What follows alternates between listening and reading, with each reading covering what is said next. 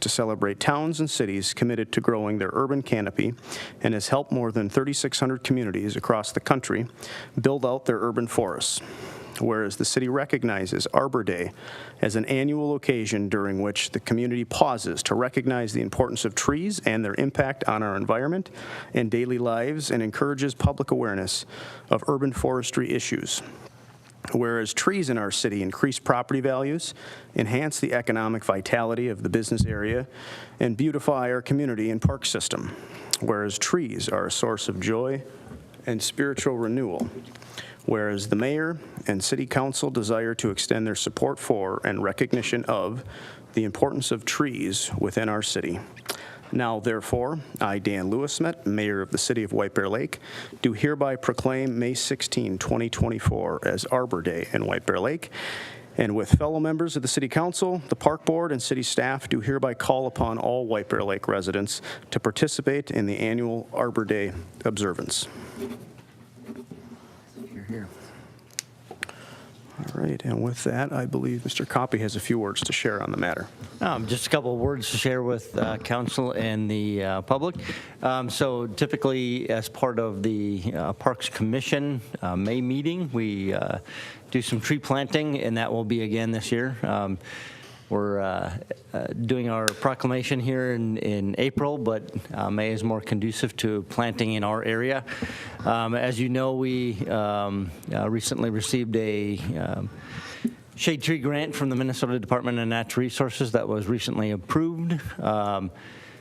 That will help with reforesting some of the emerald ash borer areas that we are devastating some of our boulevard and park trees, as well as homeowner trees. The grant only allows public planting, so this grant is going to both remove those dead and dying trees, but also reforest what we're taking out.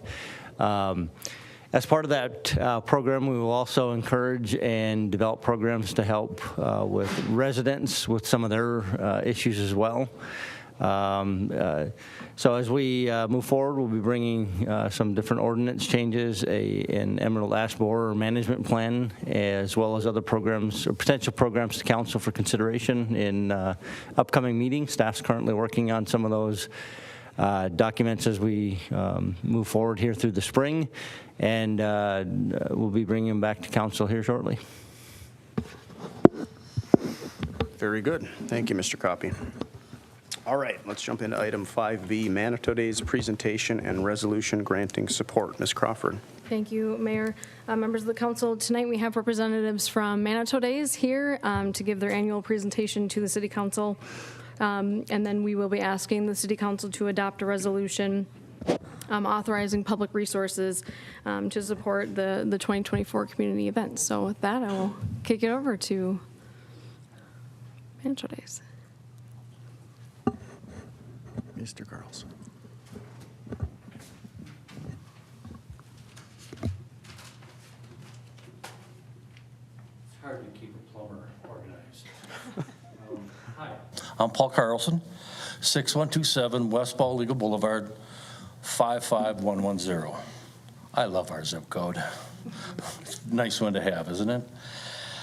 Mayor Dan, City Manager Lindy, Board, and the rest of the guests, it's an honor and privilege to come before you tonight to ask for continued support, blessing, and guidance for the 2024 Manitou Days Summer Celebration. I'm looking forward to this year. I've been part of it now for 27 years, mostly helping with the parade and enjoying many of the other events. I even came to it as a kid with my family and friends. I like to say I made some really good memories watching all this stuff that was in White Bear at the time, and now I get to help put it on. I'd like to acknowledge someone that's been around here longer than I have, though, before I get started. Without her, the parade wouldn't be as organized and well planned as it is. And I'd like to acknowledge Bianca Sadesky. Thank you, Bianca. Couldn't do it without you. The 2024 Manitou Days events will run for 3 weeks. And it's coming along nicely, and it's lining right up. If anyone listening would like to host an event, go to manitoudays.com and register by this Friday, April 12th, and you'll be listed in all of our literature.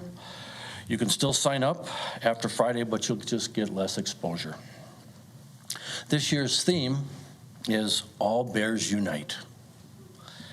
In honor of our schools reconnecting the 40th anniversary of the basketball state championship.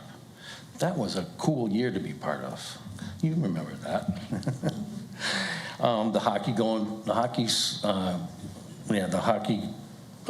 Boys hockey going to state this year, and so many other things to celebrate. All you have to do, though, is call yourself a bear, and you're welcome to be part of it all. It's really that simple. You're a bear. I say White Bear Lake has everything most communities strive to get.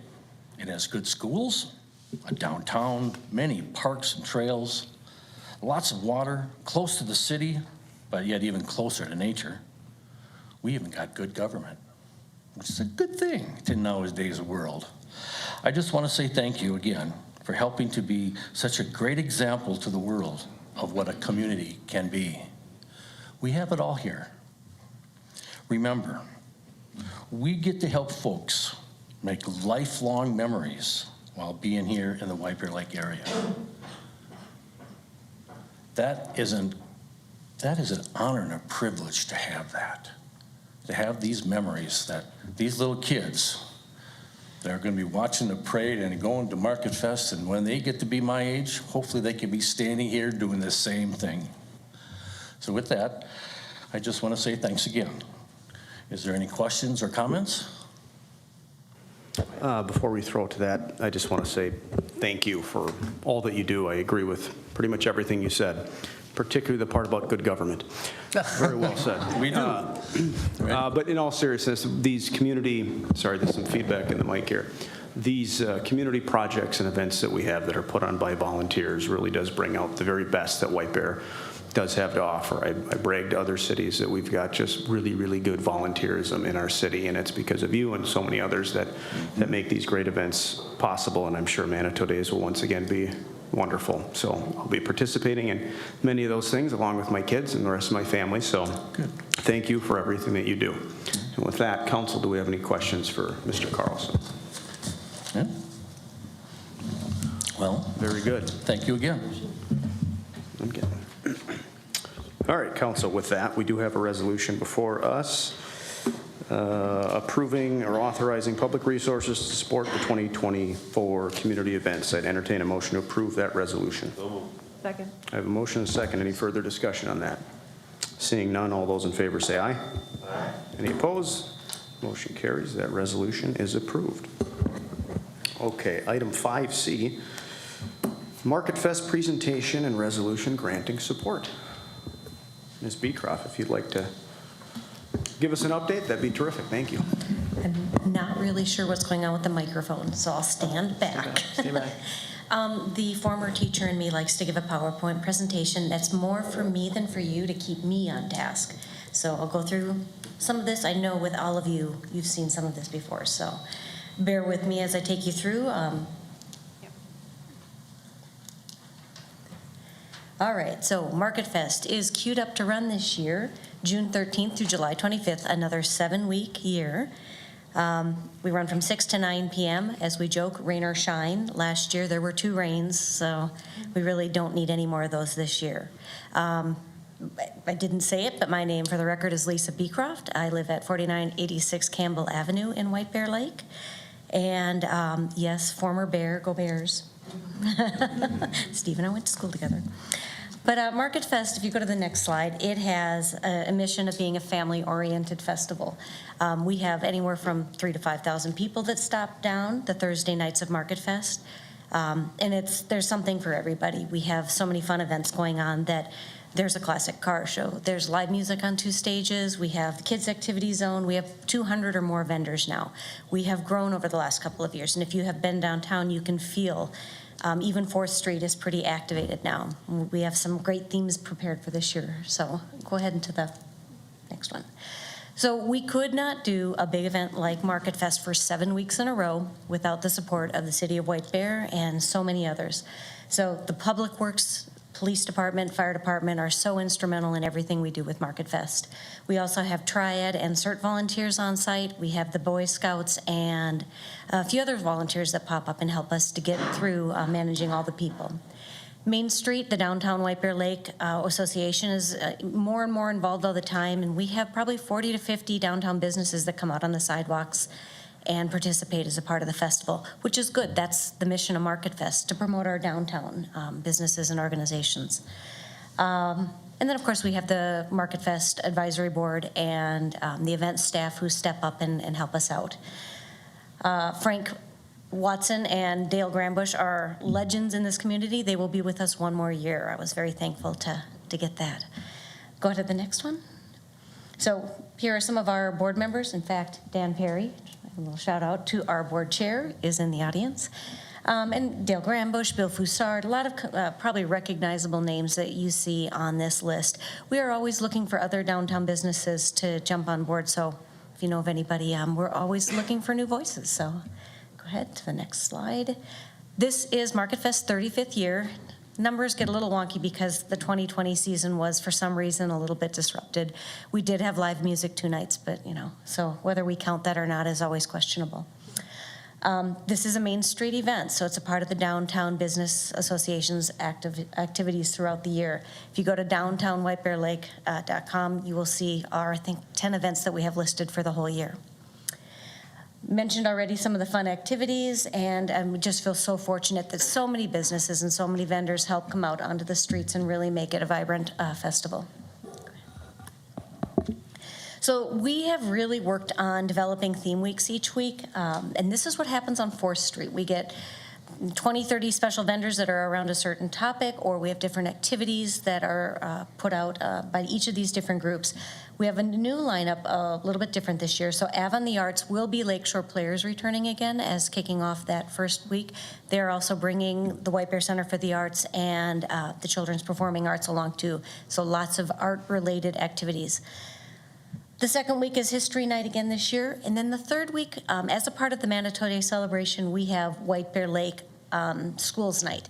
So I've been working with Marissa Vetti to plan some different touch a vehicle activities, as well as some booths for the district and different organizations within the school district, community ed group and such. So still planning all what that will be, but it's going to be a fun time to shout out White Bear Lake Schools. There will likely be, you're hearing it here first, an orange out that night, so keep that in mind as you're planning your wardrobe for the summer. We have Independence Day falling on July 4th. People always wonder, July 4th, nobody is going to be at Market Fest. No, that is our busiest night, and we have it fall on the 4th of July. Everyone will come downtown and they will eat dinner before they head over to the fireworks around 8 or 9 p.m. or somewhere in that vicinity. So it is a great night to come out. A lot of people will dress up in red, white, and blue. And of course, we have great bands that night as well. Don't have any program on 4th Street yet, but I'm in the early stages of trying to reach out to the American Legion and see if there's not something we can do.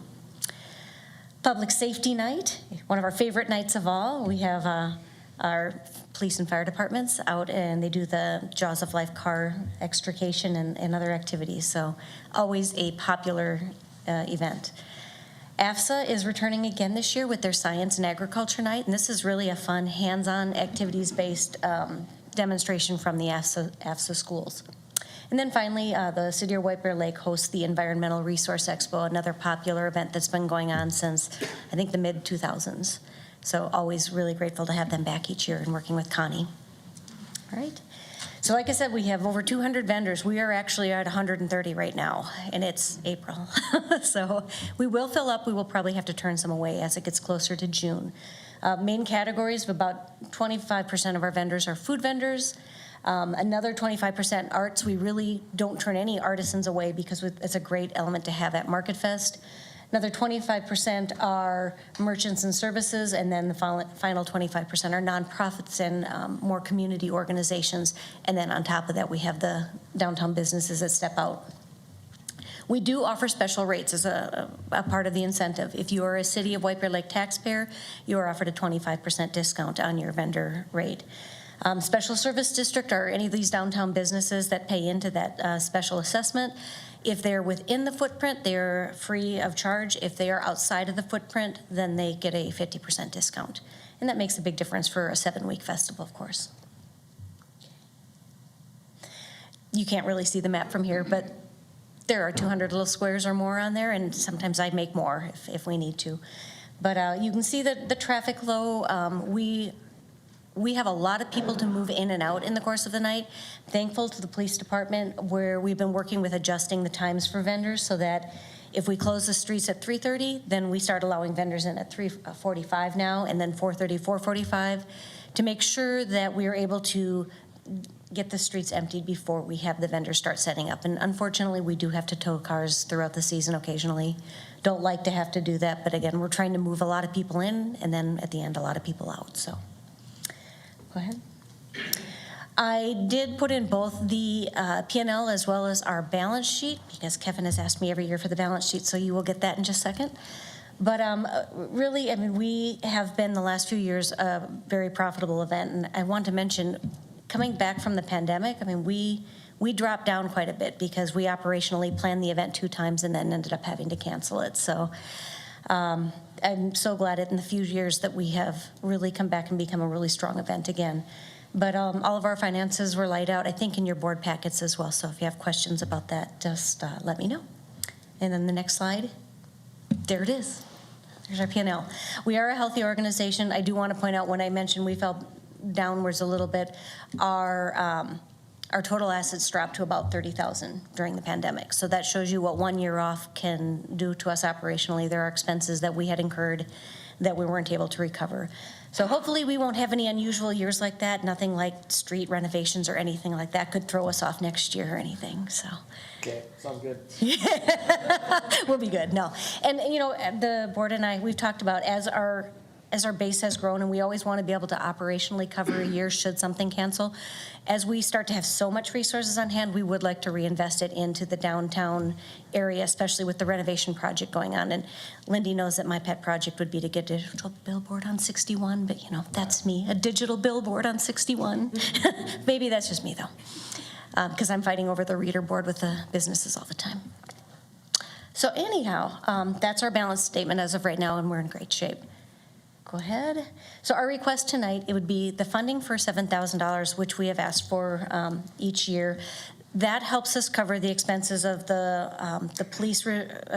hired police staff that we have on site, the electrician, which runs about $1,000 a night, and then other services like that. Plus, it allows us to continue to offer that 25% discount for the White Bear taxpayers. All these things, again, bring together this opportunity to make a safe and fun event that we have at Market Fest. We also like to ask for the use of the streets. We shut down many streets during Market Fest, and we appreciate the inconvenience we likely caused during that time. So we couldn't do it without that infrastructure in place. We'd love to continue working with Public Works. They let us use their truck to haul equipment and shares around, and they lend us the blowers at the end of the night so that we can clean up the streets. And they, again, assist with barricades and stuff to keep us a nice, safe event.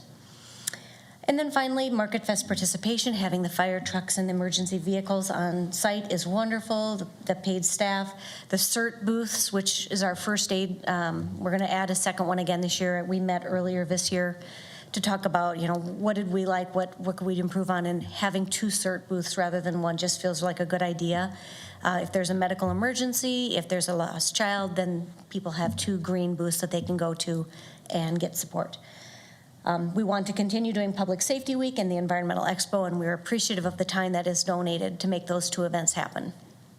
And in exchange, we'll hold 7 Market Fest nights. On Thursdays, we'll provide quality activities and a safe environment. And to go along with that, we are actually working on an emergency crisis plan, just so if we have a weather event or other situations, we want to be able to be prepared for them. And I know that crisis plan can be used for other large events in town too then. And finally, we want to promote White Bear Lake as a destination city. You probably hear Bill Foussard saying that in the background right now.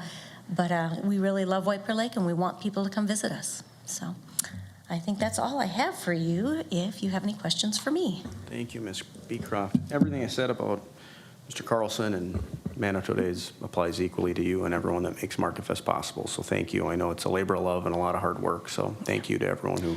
Yeah, and I've only been with Market Fest off and on for 18 years, so I am Yeah. not So you're- anywhere close to 27 So you're still yet. new. All right. Sure. Try and put in a better effort next year if you could. No. Council, do we have any questions for Ms. Beecroft? Great. Thank you very much. Thank you.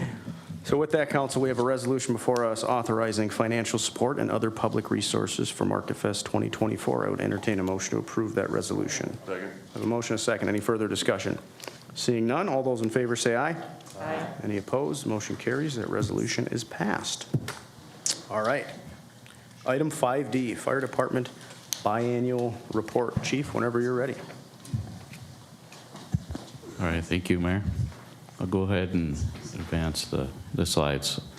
So thanks for having me back again. We appreciate everybody's support as we continue our journey through this year-to-year service that we provide. The service area, this is the council members all are aware of this, but just for the audience and anybody who might be watching. So the fire department covers the city of White Bear Lake, White Bear Township, Delwood, Birchwood, and Gem Lake. So we cover a very large area. It's about 35 square miles, and it's just over 40,000 people. So it's a lot to do, a lot of challenges with it, but it's something we enjoy doing and have been for many, many years. I always like to talk about our call volume on this, particularly in the spring, so we can kind of look back and see what happened in the year before. So we had, as you can see with the red line there, we had pretty much steadily been going up for quite a while. Well, last year we saw a little bit of a drop in call volume. It was about around 300 calls-ish. And the reason for that are three main things. We had two frequent users of the system that are passed away, and so they contributed a lot to the call volume. And then also we chose last year to stop sending out our last ambulance on mutual aid calls outside of the city, so that we reserved one for calls within our response area. So that was something we did in good conscience and believe it was the right thing to do, but it did affect our call volume by doing that.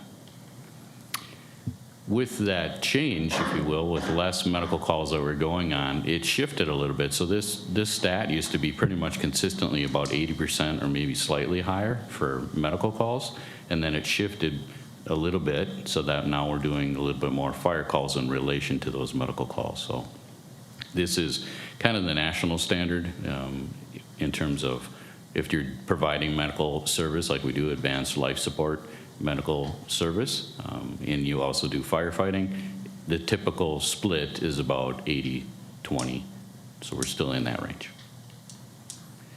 As far as mutual aid calls go, that was last year, it was about 520 calls. So that change has made a pretty significant difference. So we were about a 5-to-1 ratio before, and now we're about a 3-to-1 ratio, roughly. And so it's getting a little bit better. We still provided more help to other agencies than we received, but it's getting more balanced. So it's progress.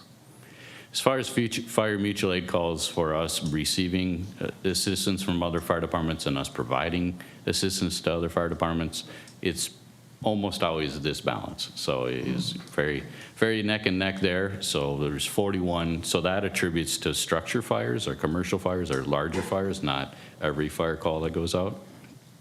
And so we had 41 of those last year. So it was a good year for everybody involved. I throw this in here because people sometimes ask us this, if like, when is your busiest times of the week? So I don't know why Tuesdays, Thursdays, and Saturdays are the busiest, but they are. Maybe the fire gods want to give us a day off. I don't know, in between. But so it is pretty consistent that it's Tuesdays and Thursdays. And I've been doing this for a long time. Thursdays, historically, for decades, is always one of the busiest days. I haven't figured that one out yet still, but it is. So it's kind of interesting to see in terms of when we're busier. Calls by the time of the day. So we're fairly busy. It ramps up pretty quick in the morning. We get a little bit of a hiatus late in the morning. So around 3 o'clock-ish in the morning until about 5, it slows down, and then it starts climbing up pretty quickly after that. So same with the fires that take place. It follows a very similar pattern to this, and it has to do with people who are home and they're active and they're doing things. So that is pretty consistent. This is also consistent. This is our top 5 medical calls for last year. Same categories as the year before. The percentages of them change a little bit. There's a little more sick persons. This is just a generic title that we get dispatched to than the years past. But nonetheless, this is pretty much it. And a lot of the breathing problem calls, that's a pretty broad category. It could be a cardiac arrest. It could be a lot of things, but it starts off as, I notice that I'm not breathing right. And so that's how that call comes in. So there's a lot of degree of severity within that category itself. Last year, we received this award from the Minnesota EMSRB, a Certificate of Clinical Excellence. This is not something that all of the services, the ambulance services in the state of Minnesota receive, so we're pretty proud of this. This is because of the criteria that they chose to evaluate, and then we met a certain threshold, and then we're given this and recognized for it. So we have historically provided really good care, and we continue to do so in our current state.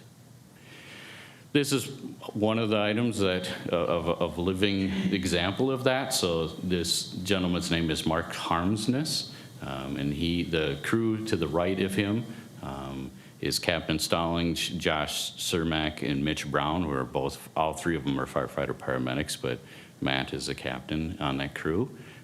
The 3 of them and some of the other staff that couldn't make it to this evening all found him in a cardiac arrest at his house and got there quickly, were able to resuscitate him, had to shock him multiple times. He had multiple surgeries in the hospital. They had to shock him more times, and eventually he survived that and was able to meet with them and have dinner with them. So that was a really neat event, and it's really fulfilling when you get to meet people that you helped out, because oftentimes that doesn't happen, or you never get to see them again. It's just another patient that you dealt with. So it was a pretty neat deal for them to be able to do that. Part of that was a new piece of equipment, or a new version of the piece of equipment that we purchased last year, thanks to the mayor and the members of council and the city for supporting that, because these devices are expensive. But it's called the Lucas device, and it provides mechanical CPR, which is far superior than what human beings are capable of doing. And so it does it in a very scientific way, and it makes a big difference in terms of patient outcomes. So we're thankful for that. This year, we're going to incorporate ultrasounds. So many people have heard about ultrasounds for pregnancy and other things in the hospital. These are handheld devices that we can use. We have iPads that we do our charting on, and so we were able to link this device to our iPad and actually look at the heart and see how the heart is working, so how it's perfusing. And we haven't received the training for that yet, but that is something that we are looking forward to continuing to invest in our patient care and providing a very high level of care. So this is something that Regions EMS, who provides our medical direction, is doing with other services, and they're very excited about the results that they're seeing with this. And so we decided that we should also incorporate that into our abilities. As far as staffing goes for last year, so unfortunately, we lost our Assistant Chief Fire Marshal, Kurt Friesen. He was here with us for about 5 years. He did a great job. He had been doing fire marshal type duties for about a decade, and he kind of decided he had enough of that and wanted to broaden his career, and so he decided to leave us to go to the city of Brooklyn Park to be the operations chief out there. So it was a totally different role, and that was unfortunate for us, and we were able to, since his departure, we hired a company called Inspectron to do inspections for us, And now we just added a new fire marshal, Josh Waylander, who we're hoping he can make it here tonight to be sworn in, but his wife's out of town, so we wanted to make sure we respected that. So when he was in, so we're excited to have Josh. He has a tons of experience. We're lucky to have two really good people in a row to be able to in that role. It's a very unusual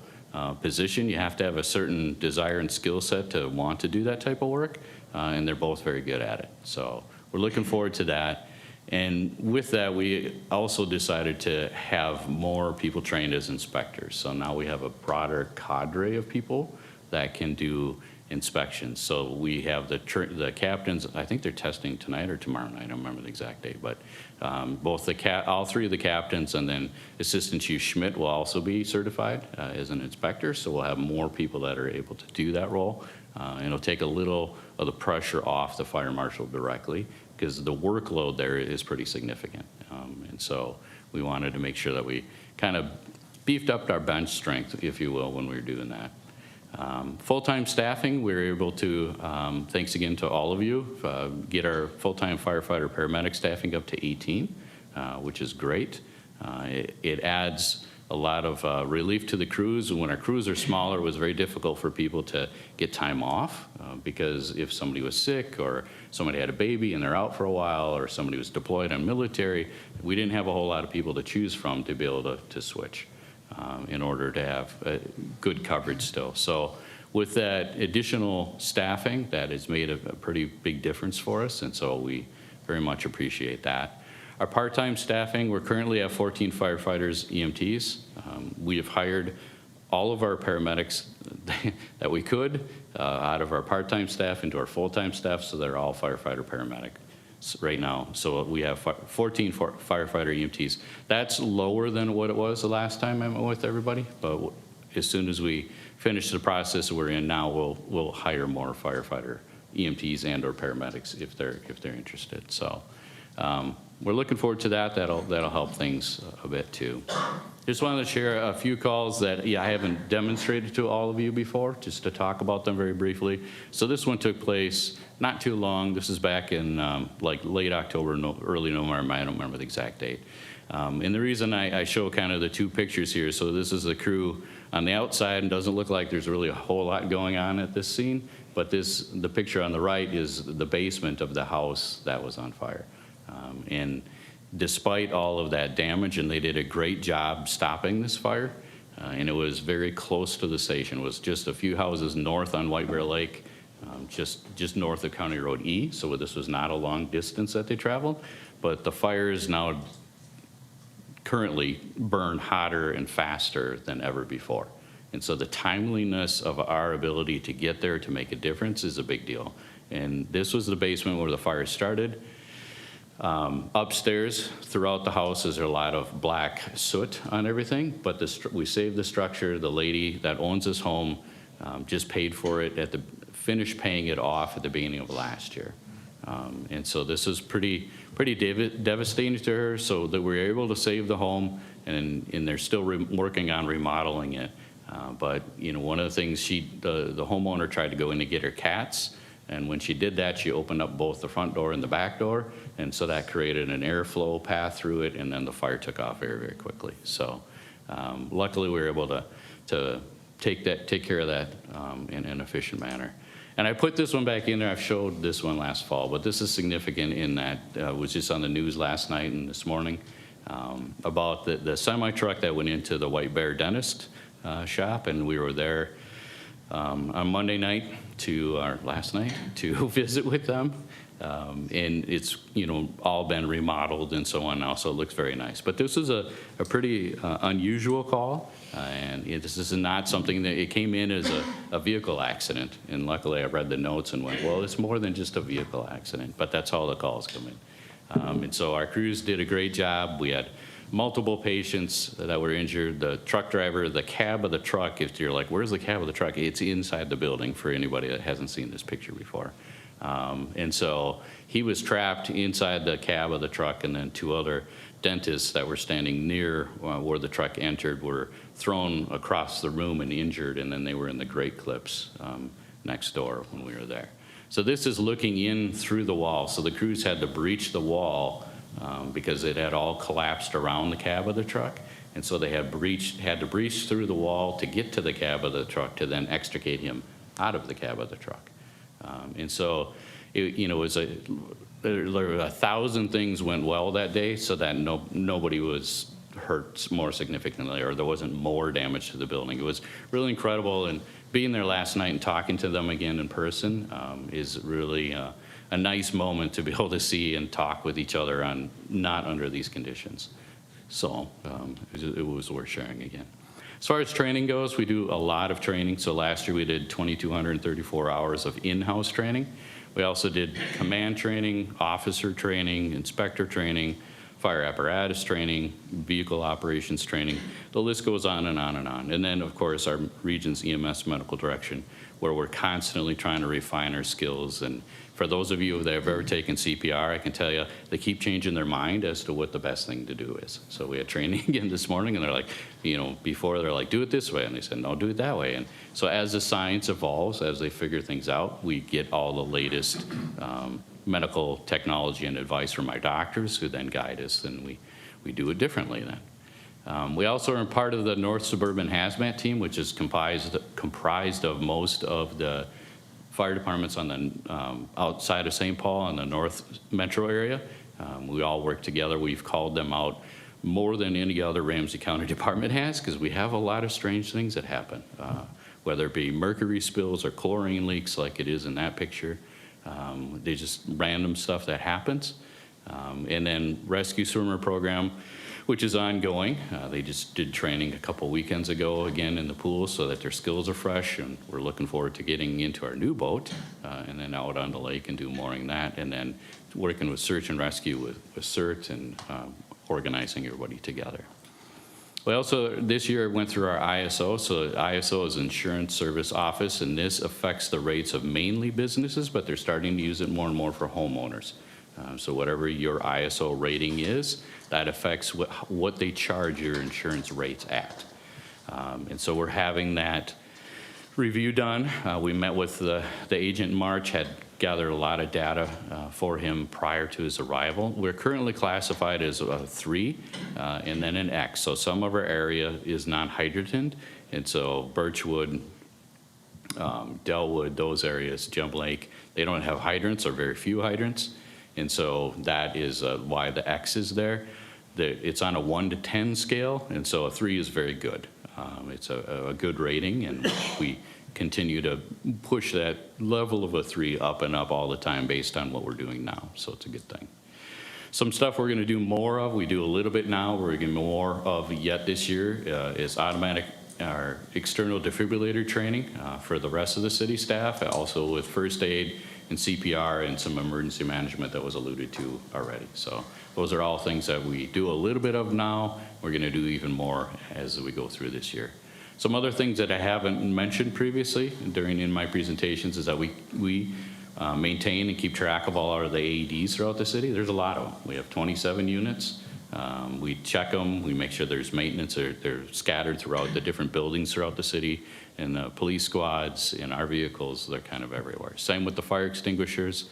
And those are in all the city vehicles, public works, all the different branches of the city. And then medical supplies, we help to get oxygen disposables, Narcan, that police use a lot of all the time. Community outreach, we do a ton of it. Here's just a list. I'm not going to read them all to everybody, but it's a lot that we do, and we enjoy it. We kind of have a little bit of a slower season in the wintertime, but starting now, it starts to go very, very quickly, and it's a lot of fun. We have our own night out. This last year, we had a side-by-side trailer, so the fire you see there, the unit on the left, if you will, behind the little boy in the yellow shirt, that is a sprinkler-controlled fire, same fire setup, same fire load. So on the left, you can see the end result. On the right, you can see the end result. So it's a very, very dramatic demonstration of the differences between having sprinklers and not having sprinklers. And then, so there's more of it, including the Minnesota Fallen Firefighter Memorial is something we participate in every year. So that is all I have. Thank you, Chief. A lot going on.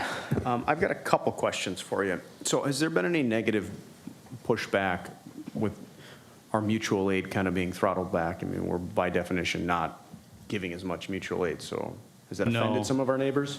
Oh, it's affected our neighbors. I spoke with another chief in the area that provides EMS from Maplewood. And prior to us making that adjustment, he said to me, well, we're kind of insulated from that. We don't do a whole lot of that. And then we made that change, and he's no longer insulated from that. So now they are having to go on more calls in other areas. And just to remind everyone, make sure I have it straight, we did that, we made that change because there were times where both of our crews were outside of the city, therefore leaving our tax-paying residents vulnerable. And now we've alleviated that. We always have a unit that's available in the city. Most of the time, yeah. There are times we run out of units, but most of the time we do.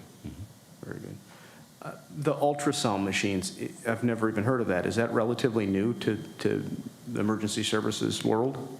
Yes, it's been used in the hospital quite a bit. They have people that specialize in ultrasounds, cardiac ultrasound specifically within the hospital, but it is new to get to the streets, if you will. Part of it is the technology's changed so much. You saw how small that device is. The machines used to be bigger than this computer, and with a large probe and a cord, and that isn't very practical for us. So with the advancements in technology, now it's Bluetooth. It just goes from the device to the iPad, but it is new, and like I said, the doctors are pretty excited about what they can see. Very good. But lastly, what's the update on the boat? Do we have an ETA for when the boat's going to be done? They told me it was going to be done last May, and then they said Thanksgiving, and then they said Christmas. And then I talked to them twice this year, and they said it's about a month out, each month separately, and I still don't know. So we want to get it. It's almost done because I've seen pictures of it, but I don't know what the holdup is. So are we reasonably optimistic that it's going to be in the water for this upcoming season? Yes. Okay. Yeah. Very good. I'll be very upset if they can't get it to us soon. So. Thank you for that report. Council, any questions for Chief Peterson? Councilmember Edberg. Thank you, Mayor. Chief, so over the last couple of years, we've had an ongoing conversation about the stress on our staff, both from having as many calls outside of our community. We've seen staff, we've had a slight reduction in the number. Is that issue now, check, it's done? Is it, no, there's still more work to be done, but it's better than it was? How do you characterize the well-being of our staff and their abilities to handle the workload that we have, which is, I suspect, more than is optimal, but. Yeah, it's better than what it was. It helps to retain people because they don't feel stressed all the time.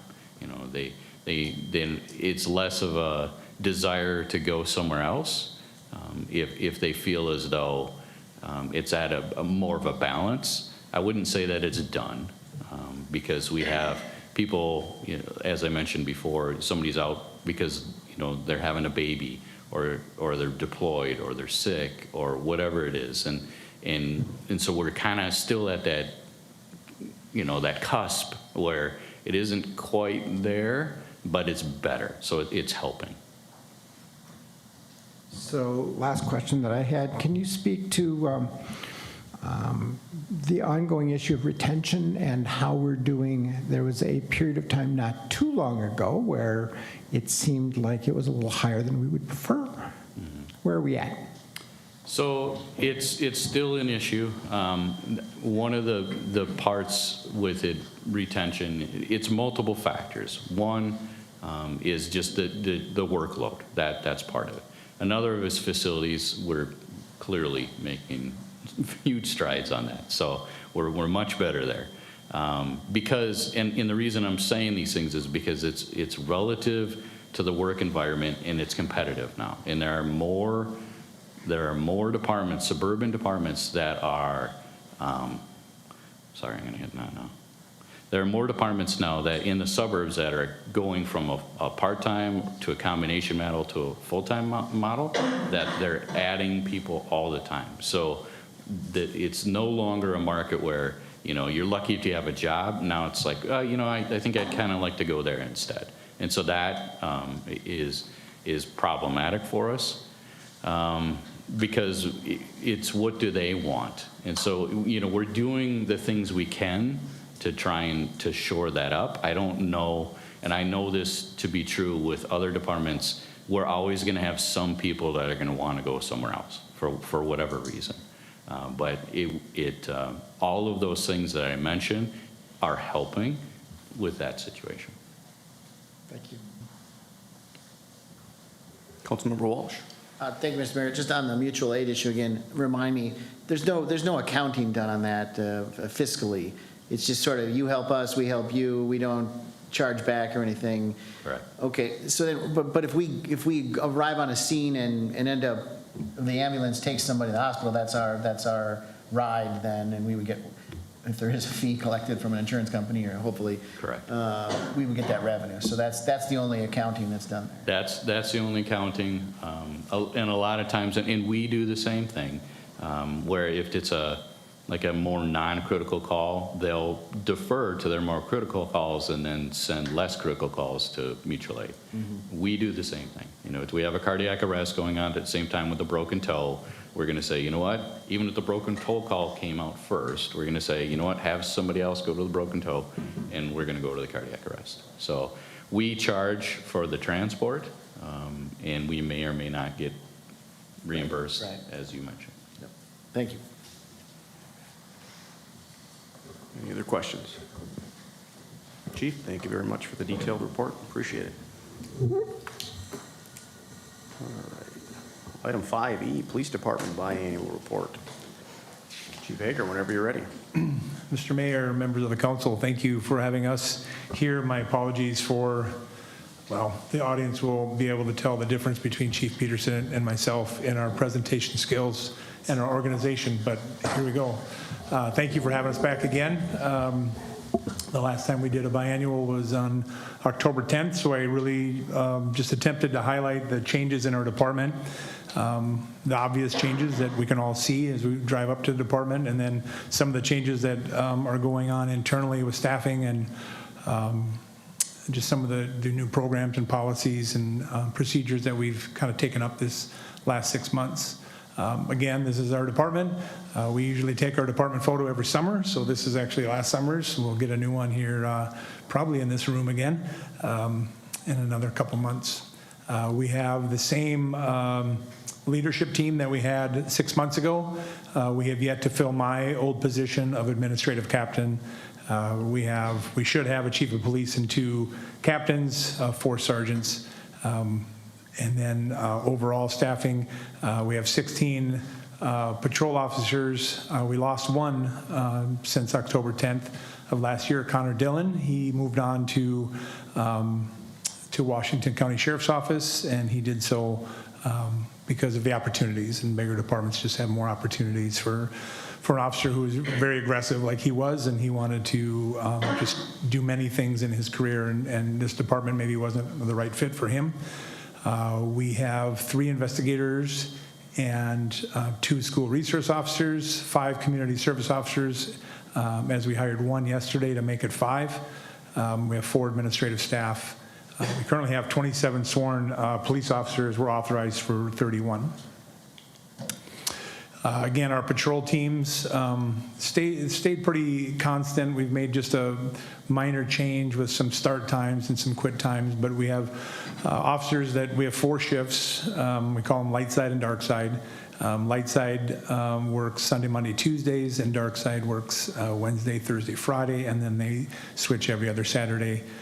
They work 11.5 or 12-hour shifts, depending on your rank, and we usually have a minimum of 4 officers on at a time on occasion during our not our peak hours of activity, usually in the middle of the night. Sometimes we have to go down to 3.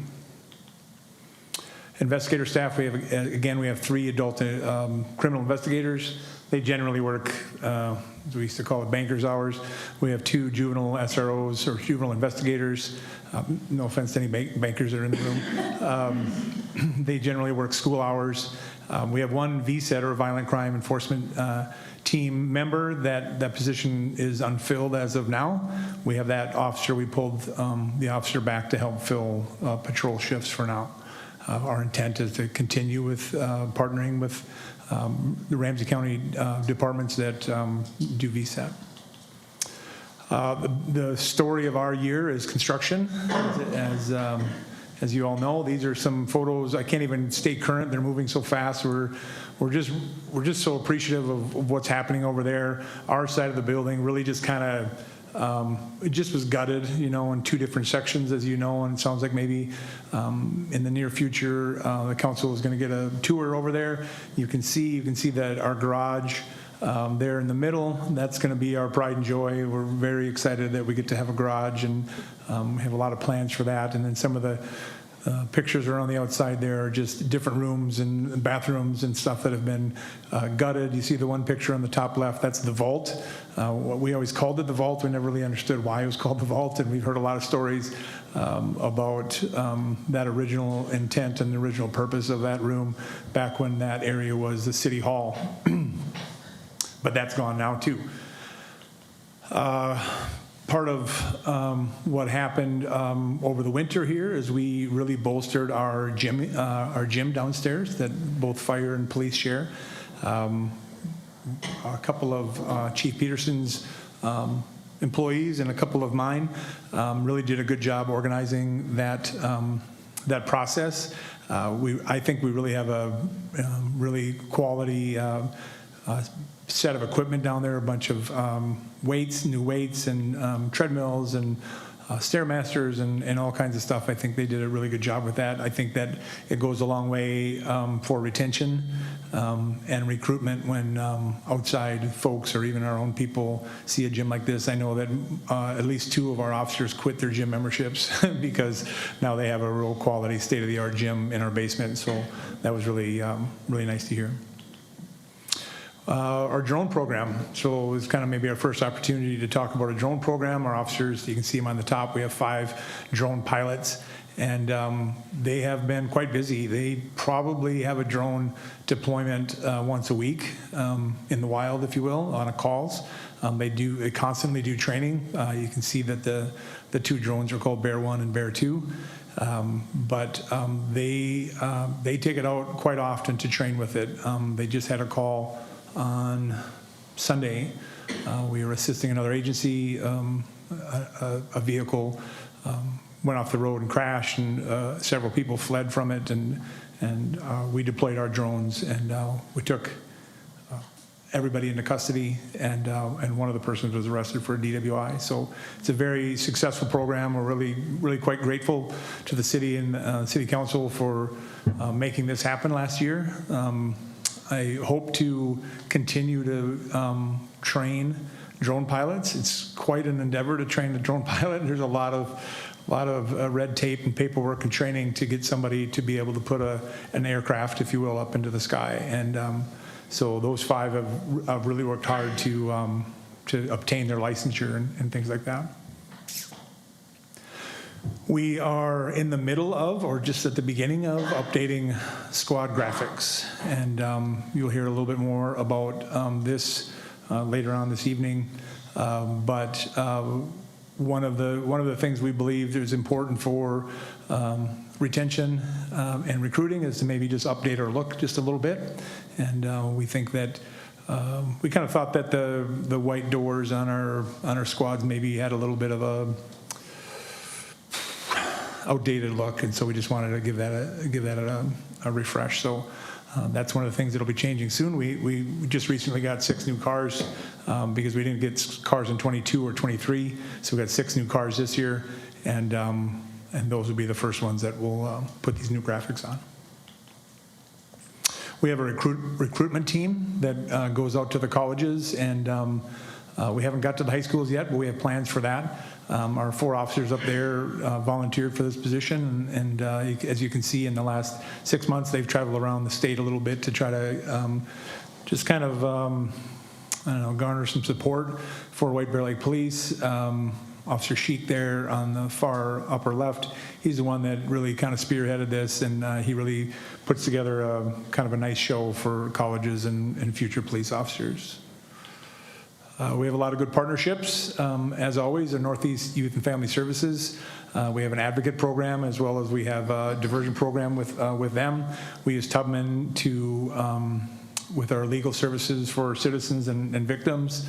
You can see Jonathan Bunt, he's been with us now for a better part of almost 2 years maybe, and he does our officer wellness and mental health. He's our consultant that works for the city, and actually we're just kind of ready to just start to kick off a lot of what he does with all of our officers in our kind of mandated check-ins with the fire department and the police department both.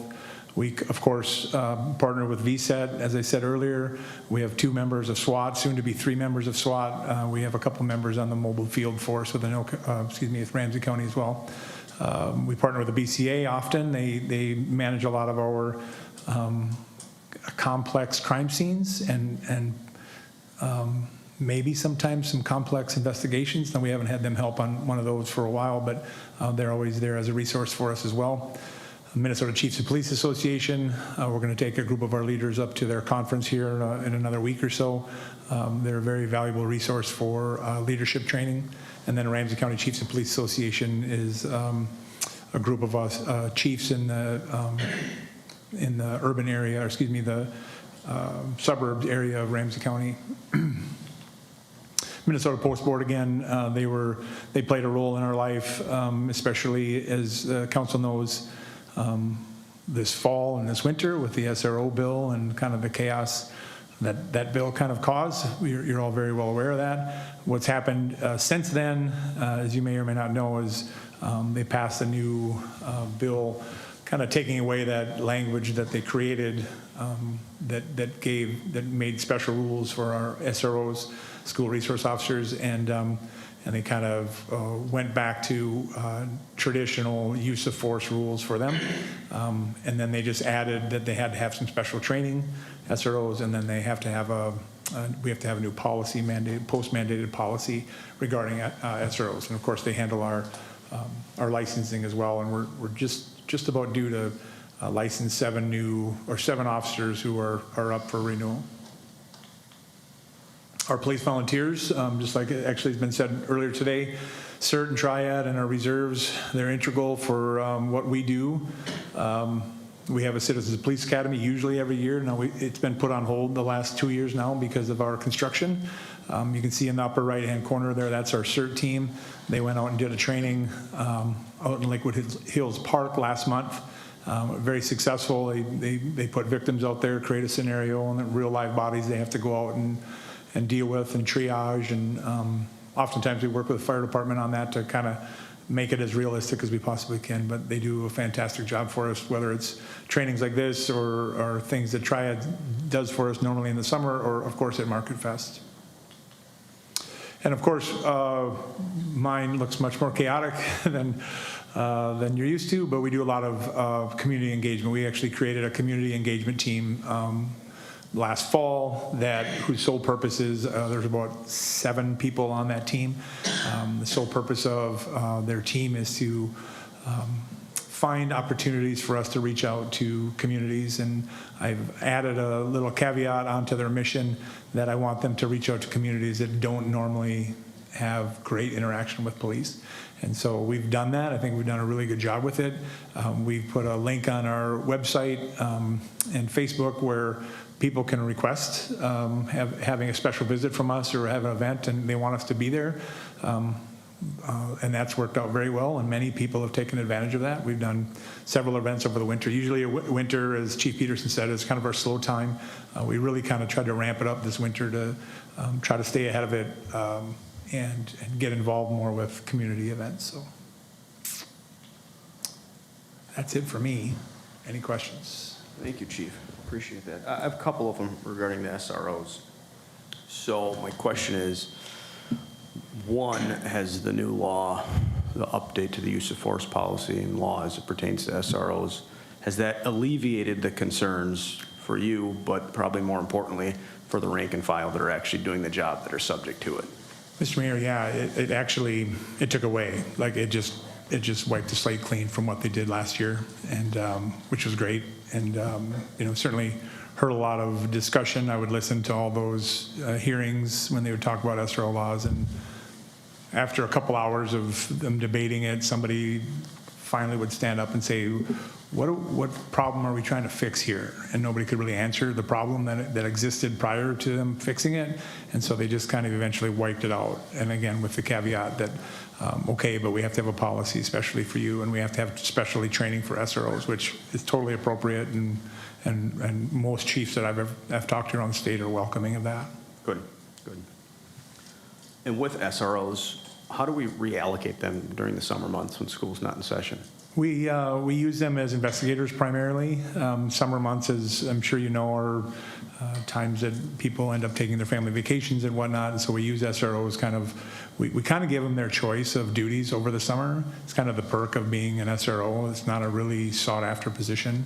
And so one of their perks is that they get to choose their duty over the summer. Now, most of them choose investigations. I try to get them more involved with kind of some complex investigations that aren't really convenient for our three adult investigators to do, as they're usually busy with the day-to-day charging and the day-to-day kind of cases that spring up overnight that they have to deal with. But yeah, they stay pretty busy. Very good. Thank you, and thank you for the report. Council questions for Chief? All right, very good. Thank you again.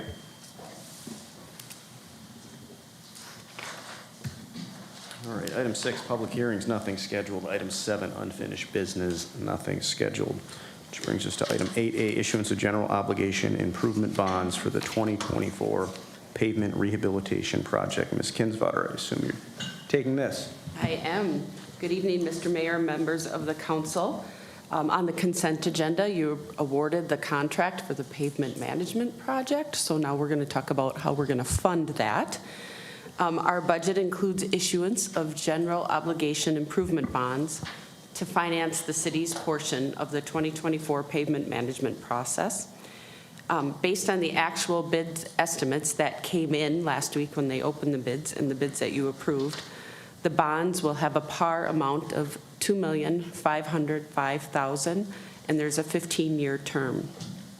The good news is that when they opened the bid awards last week, the bids were lower than what we had been using for our planning purposes. So Ellers was able to rerun a bond issue so that we could see the reports on what these numbers would be on a lower amount. So it's very exciting. Ellers is the city's municipal advisors. They prepared the preliminary debt service schedules, and they used an estimated true interest cost of 3.489%. So this estimated market interest rate for bank qualified bonds for issuers with a AA+ rating, that's the rating that the city has. And then to that estimated market interest rate, they added 0.5% to account for any changes that might happen from the day that they ran the report last week to when the final bonds, when we sell them in May, on May 14th. So the true interest rate is the actual interest costs of borrowing the funds, taking into account the coupon rates and the underwriter's discount or premiums. So as mentioned in my memo, the estimated true interest cost that is being used on that debt service run that is part of your packet is in a consistent level with the rates that the city has received when issuing bonds since the pandemic. And then it's also, so when we issued before the pandemic, we were close in rate. Then when the pandemic hit and we issued bonds, we had lower rates that kind of adjusted with the market. We're kind of fluctuating back up. So there's consistent, this interest rate, as I mentioned, we are using 3.49%. When we issued our capital improvement plan bonds to fund the public safety facility renovation and expansion, we received 3.72% and 3.75% as those interest rates. So this is just under the interest rates that we got in those last two issues. The estimated annual debt service payment on these bonds ranges between $212,000 and $237,000 for the 15-year life of the bond. So funding for that to pay that debt service will be a combination of tax levy and special assessments that will be collected from the benefiting property owners in the project area. So when we look at the annual tax levy, it'll range between $175,000 and $181,000. So with that, staff recommends the City Council adopt the attached resolution with the following items: authorizing Ellers to assist in the 2024A General Obligation Improvement Bond sale, and allow Ellers to work with the city staff to participate in preparation of the official statement for that bond issue. Establish May 14th, 2024 as a meeting for considering the bond sale proposal, and then setting May 14th, 2024 as the date that we will award the bond sale issue. So at this time, I can take any questions that you have regarding that. We also have Dan Tintner from Ellers with us at the meeting tonight to answer any questions that you may have. Thank you, Ms. Kinsvater. Council, any questions for Ms. Kinsvater?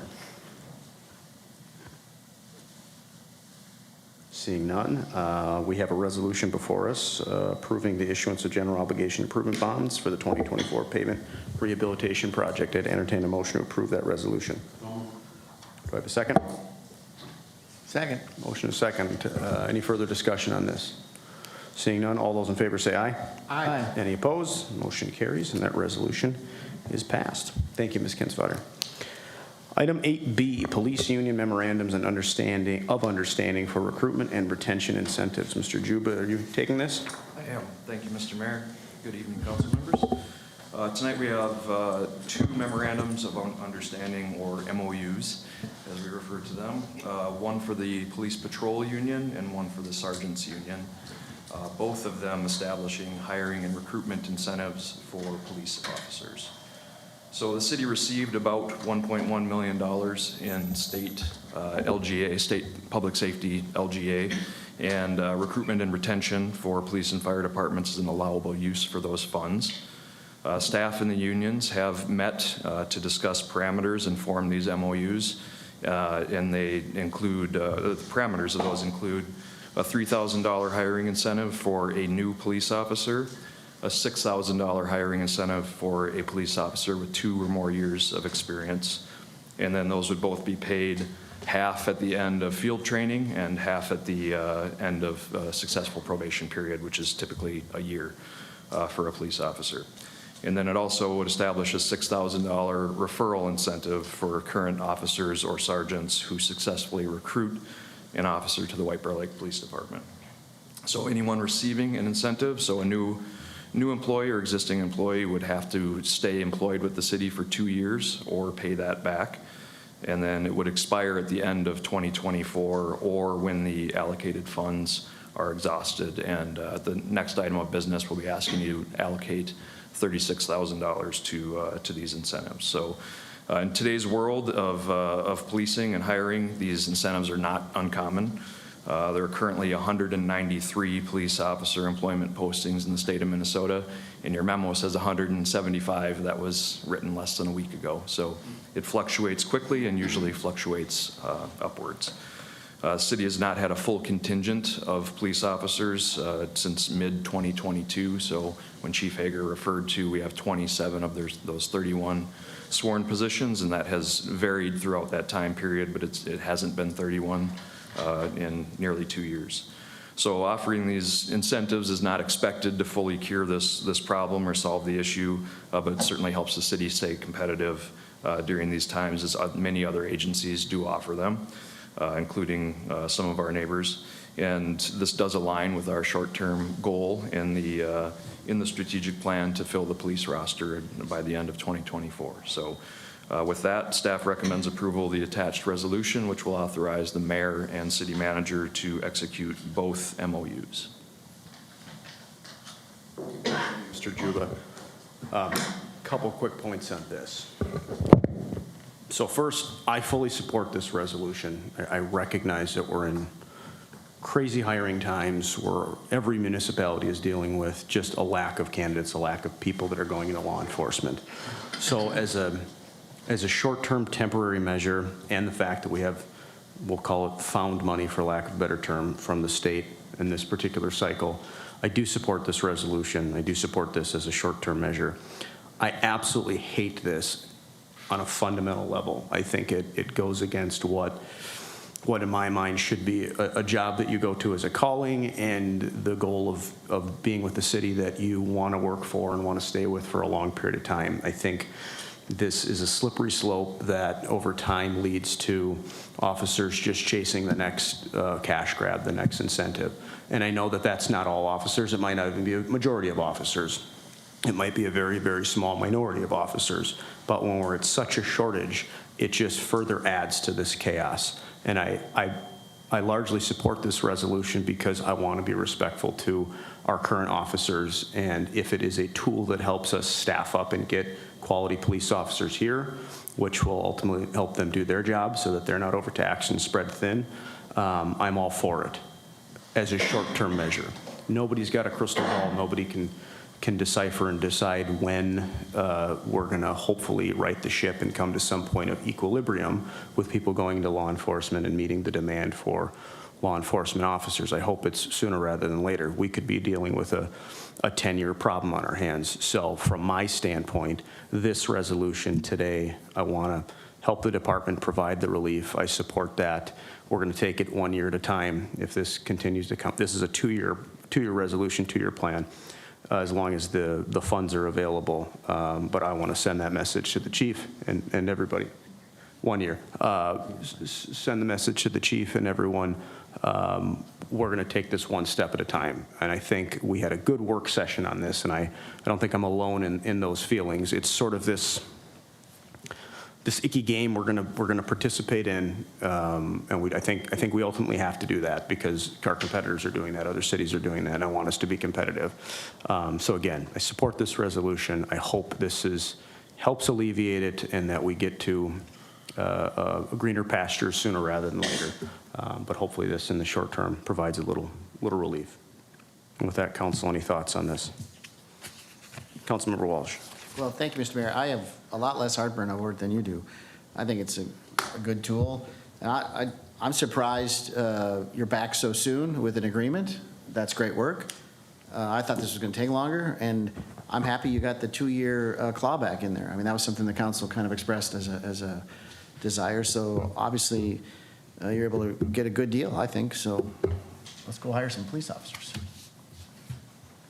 Thank you, Councilmember Walsh. Anyone else?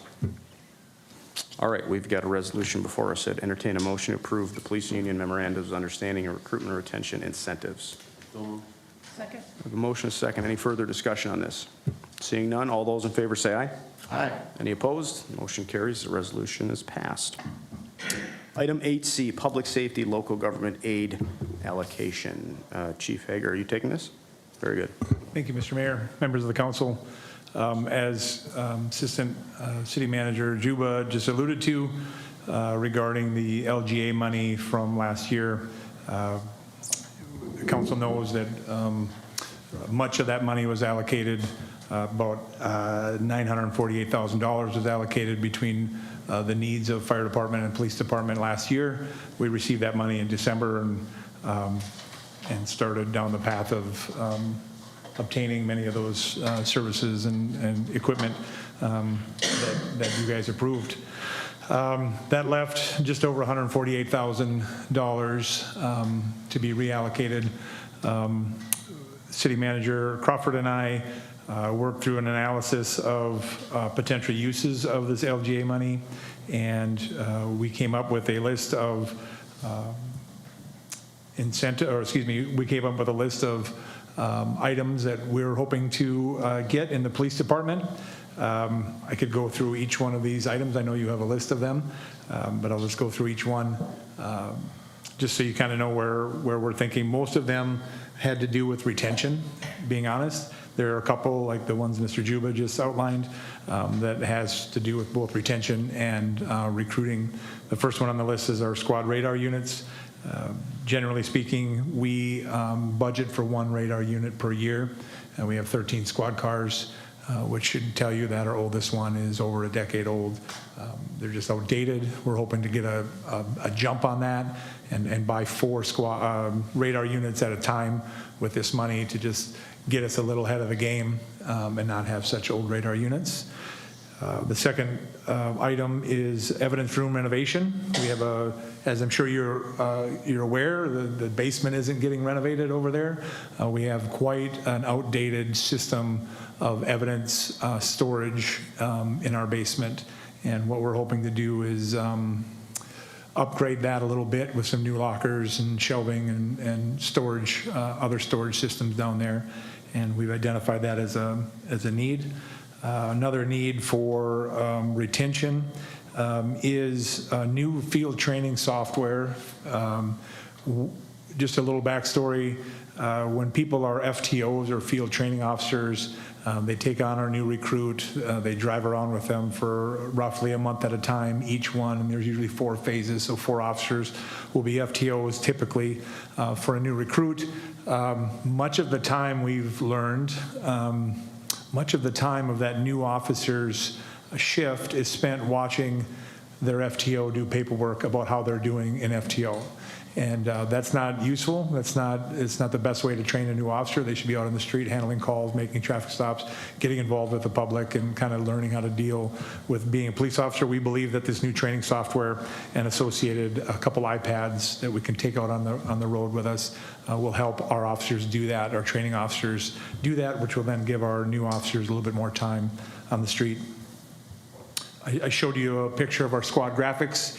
That was another item that we're hoping to get, and we'll replace we'll fix the new graphics on the first 6 squads that we bought this year first, and then we'll slowly start replacing the other ones. The new graphics are actually going to be cheaper than the current graphics that we put on, so over time we'll save money on that. But yeah, so we'll start that starting here within a month. We'll have our first squad out with graphics and ready to go.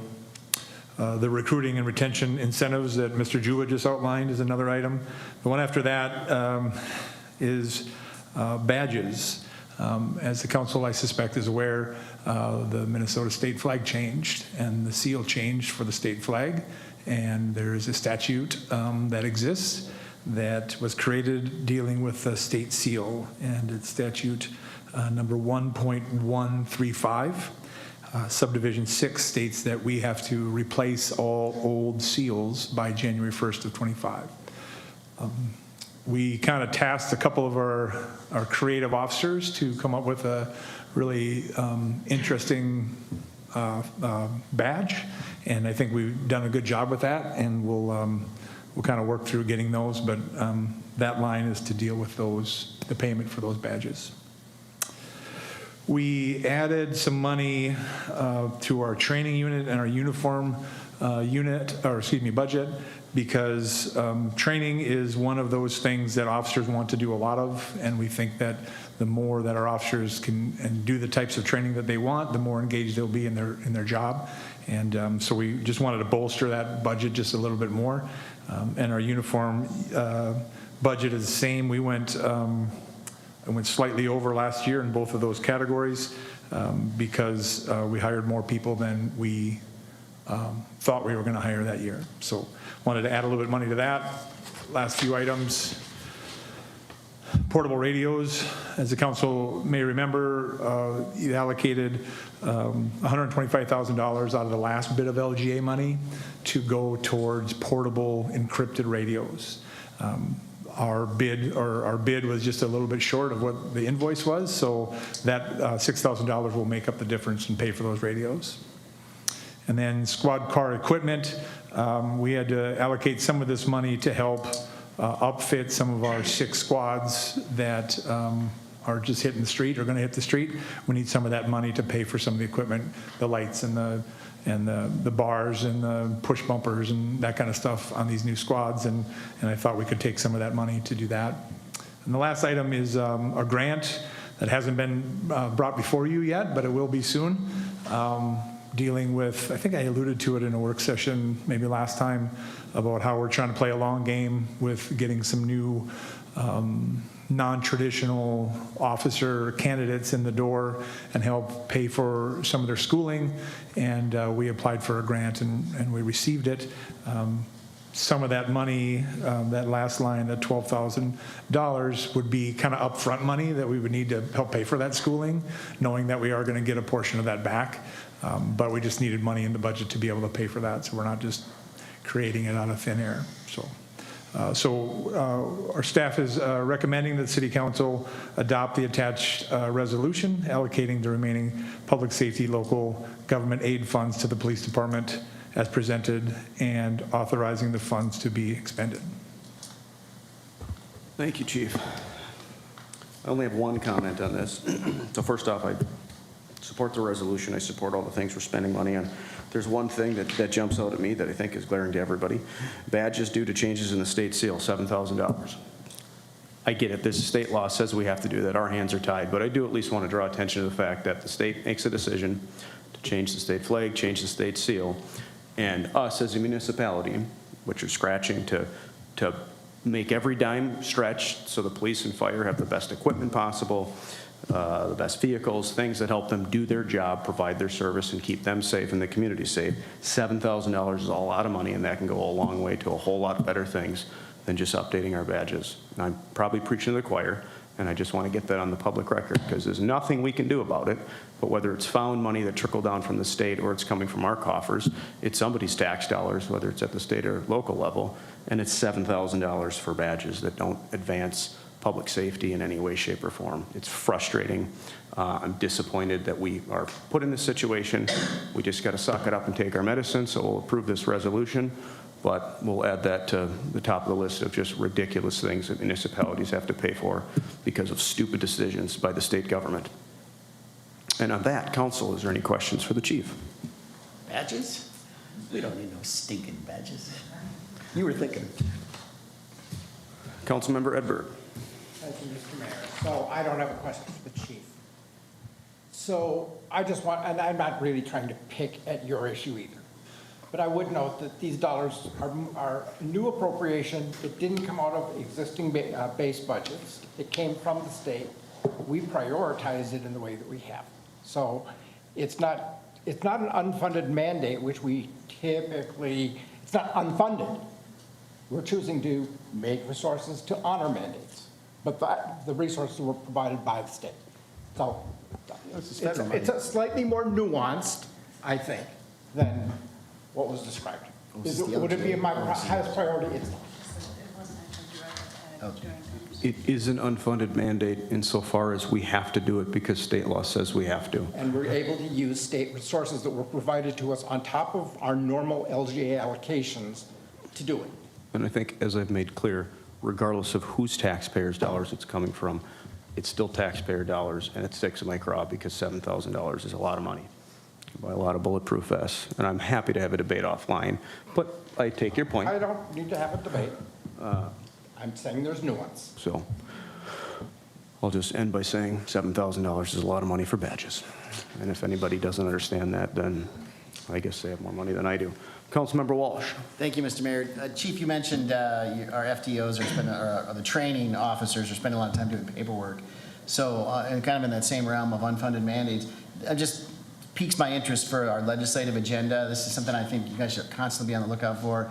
If you don't think the paperwork is necessary for safety, for record keeping, that it's onerous and not useful, recommend that for the legislative agenda. We could, maybe it is. Maybe it's all necessary and important for training and safety and down the road, but it kind of piqued my interest that if we're wasting time doing paperwork, I assume it's the state that's telling us to do the paperwork, maybe the post board or something. So that's an idea maybe I'll just put in your head.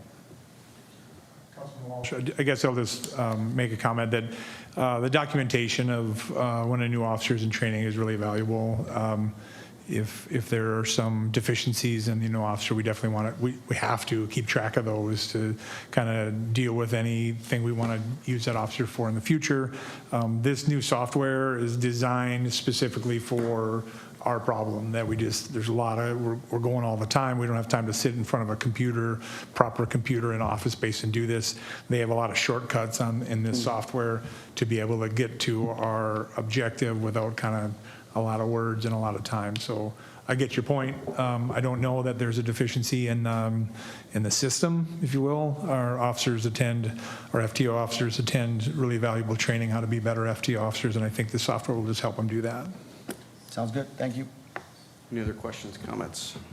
If not, we have a resolution before us allocating public safety local government aid funds to the White Bear Lake Police Department. I'd entertain a motion to approve that resolution. Do I have a second? Second. Any further discussion on this?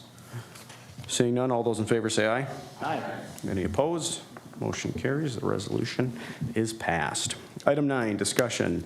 Nothing scheduled. Item 10, communications from the city manager. Ms. Crawford, whenever you're ready. Yes.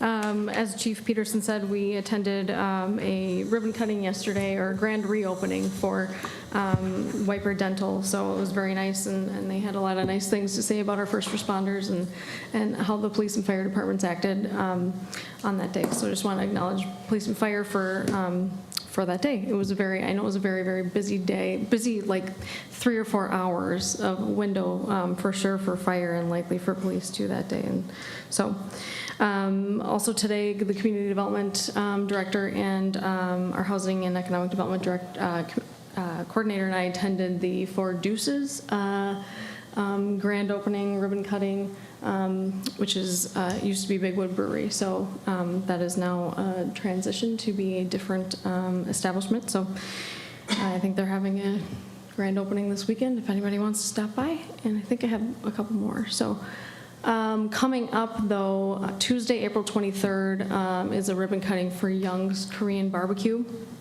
Highly recommend. I think probably 90% of our staff has been to Young's several times. So highly recommend going there and checking it out. But the ribbon cutting is coming up, and as you know, they are our tenant. So please join us for that ribbon cutting on April 23rd at 3:30. And then just a couple of save the dates related to Public Works. Our spring cleanup is May 4th from 7 a.m. to 1 p.m. Proof of city residency is required for that. And then we are having our first annual Public Works open house on May 22nd from 5 to 7 p.m. We'll kind of build up to it, but I wanted to just announce that for the first time. So we've never had an open house in our quote new building, our 13-year-old new building for Public Works. So it'll be nice to have the community in there, and staff is really excited to kind of educate the public on what Public Works does for everybody. So, and then lastly, our Facebook pages are very updated. I guess I'm saying this to the community. For any future events, please check out the city page or the police department's page or the fire department's page. So, Facebook pages. So that, I think, is all that I have for right now, unless anyone has questions for me. Thank you. Thank you, Ms. Crawford. All right. And with that, I would entertain a motion to adjourn. So moved. I have a second. All those in favor say aye. Aye. We're adjourned. And students, sign,